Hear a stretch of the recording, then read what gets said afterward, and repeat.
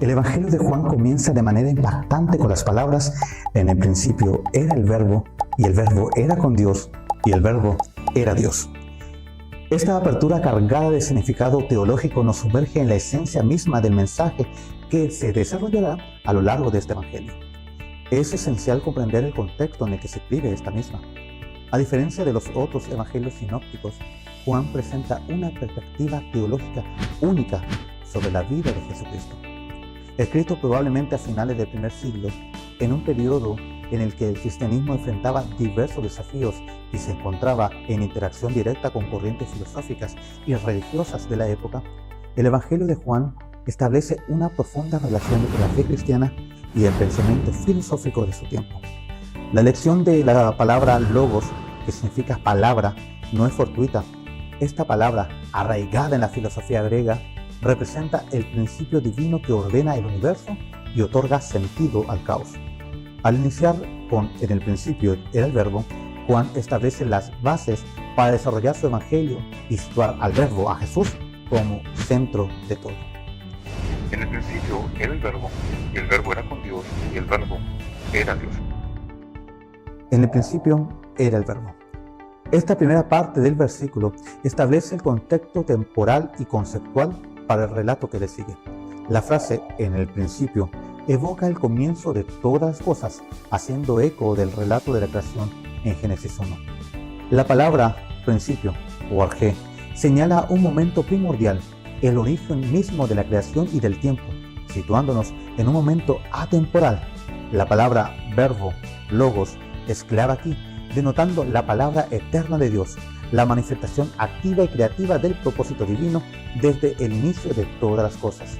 Esta elección de palabras tiene connotaciones profundas en el contexto cultural de la época, donde el logos representaba la razón divina que ordena el universo.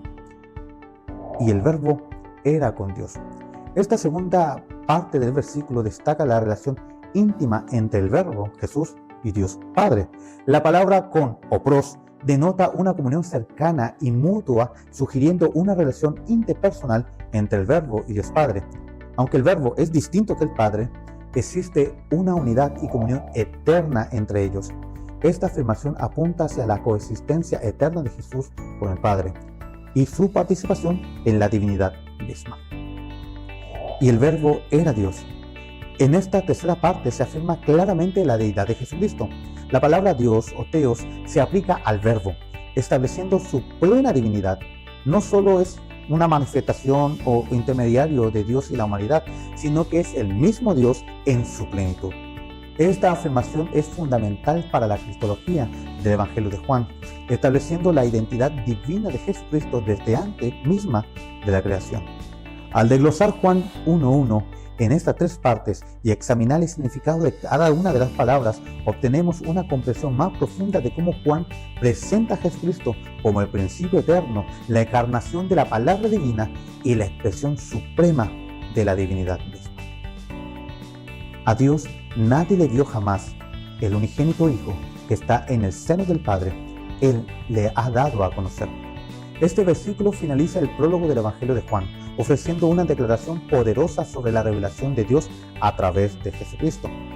En Juan 1:18, el apóstol destaca una verdad fundamental al afirmar que a Dios nadie lo ha visto jamás. Esta declaración reconoce la imposibilidad de que los seres humanos contemplen directamente la esencia divina de Dios. Aunque existen relatos de encuentros cercanos con Dios en la historia bíblica, como las teofanías y manifestaciones de su presencia, estas experiencias son limitadas y mediadas.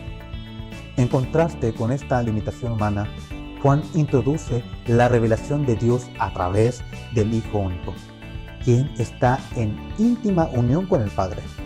La elección de la expresión "en el seno del Padre" destaca una relación de profundidad íntima y de conocimiento profundo entre el Hijo y el Padre. La palabra griega utilizada aquí, kolpon, implica una conexión espiritual profunda y una cercanía íntima que trasciende aún lo físico. Esta relación única y cercana entre el Hijo y el Padre permite una revelación completa y definitiva de la naturaleza divina. Por lo tanto, Juan resalta que, aunque nadie ha visto a Dios directamente, el Hijo único, siendo Dios mismo, ha descendido para revelar plenamente a Dios. Pero yo os digo la verdad, os conviene que yo me vaya, porque si no me fuere, el Consolador no vendría a vosotros, mas si me fuere, os lo enviaré. En Juan 16:7, Jesús comunica a sus discípulos que es necesario que Él se vaya para que venga otro. Esta declaración es notable porque implica que algo igualmente valioso y divino vendrá en lugar de Jesús.